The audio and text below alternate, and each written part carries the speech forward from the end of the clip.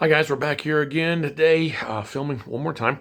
And the last one I did was what I would expect to see if the resurrection were true. What things I would expect to see. If you haven't seen that, go check it out. It gives you some very good logical reasoning for seeing that resurrection can be trusted. We're going to go into more detailed things in the weeks to come. But I also wanted to have the same thought on what would I expect to see if the Bible, if the gospel accounts, if the New Testament, if it were a forgery, if it were all made up. That is one of the beliefs and the teachings of most skeptics. I was watching a college discussion, and one of the students walked up to the microphone and said, why you believe in the Bible? Because it was just made up by Constantine when he had people write it all. Well, that was around 300 A.D., which is a little late considering that we can date the New Testament back to before 70 A.D. and way, even earlier than that. And our earliest fragments of, manuscripts can be dated to 120 to 130, 40. 50 AD, meaning, the paper and the ink and stuff were scientifically dated that far back. So it's a little bit much to say that they wrote it, they made it all up. But so taking the same concept of what I would expect to see, I want to talk about that. What would you expect to see if this were all made up, if this were all forged? So here's one. I think if it were forged, if it were all made up, you'd have fewer things. I mean, why are there so many books in the New Testament if you're going to forge it? Because one, you got less possible chances of people saying, look, these two things contradict. Also, you got less to forge. That's a lot of books to fake, and fake enough copies of them, because we have almost 6,000 full copies of of early manuscripts of the New Testament, the full New Testament. We have close to like 30,000 pieces, manuscripts in other languages as well. That's a lot to forge if you're going to fake, that many books, and then these people are going to, copy it over and copy it over and copy it over and copy it over. It's like, I'm sure those copies go, could you just forge like a couple of pages and said, this is it, blump, It just seems a little odd that they would write that many books from that many perspectives. Why? I would also expect the Gospels to be more exact. If you're going to forge, the four Gospels tell different perspectives of the same story because they're different people. That you ask any criminal investigator, and they'll tell you, one, you want multiple eyewitnesses, and two, the eyewitnesses are going to have slightly various different accounts. If they all have the exact same story, then it sounds like collusion. It sounds like they've made it up, and you don't really know that you can trust the testimony. So now you could say, a good forger, has got to pay attention to the details. So, and that's going to happen. Several of the points here could say but that's, there were going to be a lot of details here for the good forger to think of in 300 AD, and thinking that someday down the road people might question the veracity of it. They're thinking way far ahead to do that. Another thing is if this is all forged, if this is all made up, I don't think there'll be so many embarrassing details per se. But an example, Peter denying Christ 3 times. Why put that in there? These are the disciples. These are people we're supposed to listen to. They're the Christian leaders. They're supposed to be the ones that are going to rule with God in heaven someday. But why have them do things like that? Step out of the boat, walking on water, and get caught up in the water and sink. Why do that? Why have them say so many things that do so many things that seem so foolish? Why not have them being at the tomb on day 3, waiting for the stone to roll away and go, there he is, He said he was coming back, and here he is. But instead, the disciples were hiding, and women went to the tomb, and the women's testimony during that time wasn't even considered valuable in the courtroom. Maybe not totally ignored, but for some reason, that's just a misogynistic time. It's just people didn't trust the testimony of women in telling a story, or giving some veracity to something. So why this? If it's forged, why not make it more believable? I also would not have expected anybody to die for this forgery. And these are historical facts. This is not just written in the New Testament. So the forger didn't say, what, let's write down this. People died for this to make it look even more, believable. This is written down in history outside of the Bible, outside of the New Testament. So these people actually did die. This is not something that was made up in 300 AD. It happened, in 50, 60, 70 AD. When all that was going on. So to suggest that somebody made this up and these guys are willing to die, for something that somebody's going to make up 300 years later, I mean, why what are they dying? What are they dying for? It hadn't even been made up yet. So it just seems odd. I don't think there'll be as many vague statements. The New Testament has to be studied. All the Bible has to be studied. There's several things, if you just take it on face value and you look at it as a cursory glance, you'll say, see, that can't be trusted because these two things contradict. But if you study the Bible, it does not. I think if I were going to forge this, I would make it clearer so that nobody has to go, I'm not sure if this means the same thing or not. I think I'd make it really good and clear. Another thing, if this were forged, we're talking about, like I said before, we're talking about a lot of documents, it's probably not one dude, right? So it's probably lots of them. And of course, there had to be more people involved, more people knowing. I think that we would have had at least one person say, yeah, guess what we did?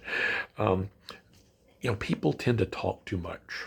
And that is one thing that criminal investigators love, is that people are bad about talking too much and saying too many things, and so they end up getting caught. With that many people having to be involved with forging that much, I think somebody would have blabbed. I guess what we did. It would have been heard. You could say, well, the early Christians, the church, they got it and they destroyed all that. Anybody that confessed, they killed them, whatever. You could say that, but to say, the evidence doesn't exist, therefore that's the evidence, is, kind of a hard thing to look at either way, But I think somebody there'd be something somewhere, some record that somebody said, hey, we made all that up, or just bragging about it, and somebody would have told, I think. I don't think there would be as much archaeological proof if I'm just forging this. Once again, a good forger's got to go with the details. He's really the devil's in the details. You got to get that down pat. I'm doing the hair thing again. All right, look at that. So it's possible. But see, we have stone tablets that reference Herod the Great, reference Pontius Pilate, reference a census that was demanded by Rome at the time that Jesus was born. We have found the pool of Bethesda in the story where Jesus comes and there's all the people looking at the water waiting for it to move, and he goes to one guy and says, hey, would you like to be healed? And he said, sure. And he says, get up, walk, come with me. That pool, we found it. There's so many things archaeologically we found. Also, the documents that have been found. I've mentioned this in the other videos, or previous videos. We have tons of actual documents that are not Christian documents. These are Roman historians or Roman leaders who wrote these things. We have Tacitus, we have Trajan, we have Suetonius, Serapion, Claudius, Pliny the Younger, Lucian. That's just ones right off the top of my head. Making reference to Jesus, Christianity, the resurrection, miracles in some form or fashion. I'm not saying any of them wrote down Jesus was God and came out and died on the cross and was risen again. They're writing it from a non-believer perspective, but they referenced it in such a way that suggests that there's something going on. There was reason that they talked about this. So I think we wouldn't have documents like that if this had been forged in 300 AD, or even if it was forged during the time. We're going to Roman rulers and saying, hey, could you do me a favor? We're trying to make up this thing. Could you write a little something and say that this kind of stuff happened, just to really give credence to what we're saying? Appreciate that. Here's a couple of bucks. Go out and buy yourself something nice.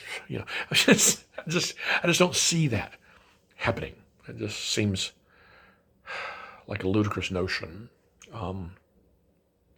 I don't think we would be able to date the manuscripts back to, like I said, back to 120, 130, 140 AD, some of that range. The paper, the ink, the papyrus, ink can be dated, because think about this. That would suggest that the guys in 300 AD, people in 300 AD were writing this down, forging it, and they had the foresight to say, we better go get old paper and old ink before we do this, because someday in the distant future, maybe about 2,000 years from now, there'll be a device. It'll be like a tube with glass. We'll call them lenses on either end, and I'll be able to look through it, and we'll call it a microscope. And they'll be able to see this paper, and there'll be chemicals that they can put in the paper that let them see and know how old this paper is. So since that's going to happen someday, we better get old paper. That's extreme foresight. I think forgers are going to pay attention to details, but to have a forger predicting the future as well just seems a little outlandish to believe that and call yourself a rational being. I think also that with a forgery, there would be mistakes made. For instance, there's no reference in the New Testament at all of 70 AD. 70 AD is an important date in history as far as Jews and Christians go. In 64 to 66 AD, the Jewish people in Jerusalem went to war against Rome, trying to run them out of Rome. Rome, one, beat them and destroyed in the 70 AD the Jewish temple. The same temple that Jesus was standing in and said, you're going to tear down this temple in 3 days, I'm going to raise it up again. And everybody said, hey, he said he's going to tear down our temple. They thought he was talking about the stone temple that they're in, and he was talking about his body, of course. But there's no reference to that. Nobody in the New Testament says, oh, by the way, that happened. Jesus sort of predicted that, and it happened. If I'm a forger in the distant future, I can use that 70 AD destruction of the temple as seemingly adding some value and some believability to what Jesus said, saying, look, Jesus predicted this, and it happened.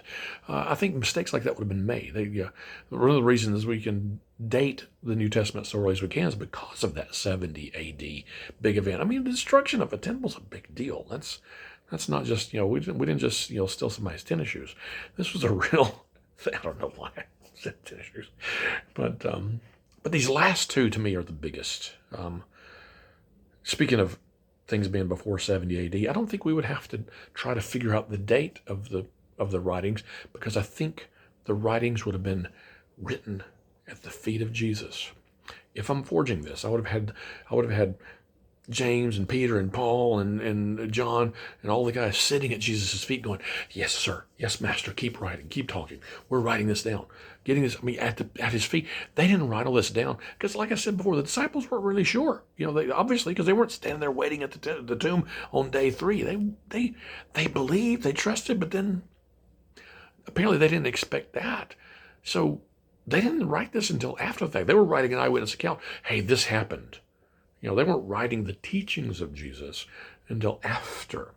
And they were not really, they were mainly just doing it. This is what happened after the fact. People were saying, that really happened? You rose again? Yeah. In fact, you know what? Let's write down the whole thing. They didn't write it during the time. If I'm forging, I think it'd be much more valuable, because then it would negate anybody's ability to say, well, this was written after the fact. People forgot about it, the whole telephone game thing, all that junk.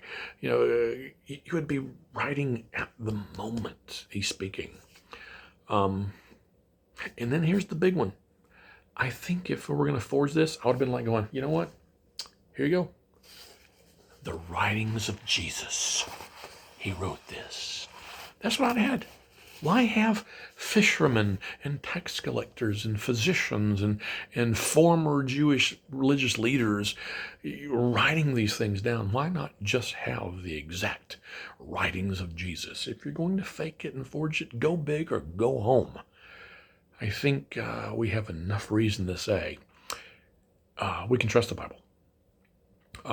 So if we can trust the Bible, if we have historical things, we have archaeological things, if we have a logical reason, we have to ask ourselves why we're going, I don't want to believe the Bible. I don't believe the Bible. I don't believe the Bible. We have to ask ourselves why.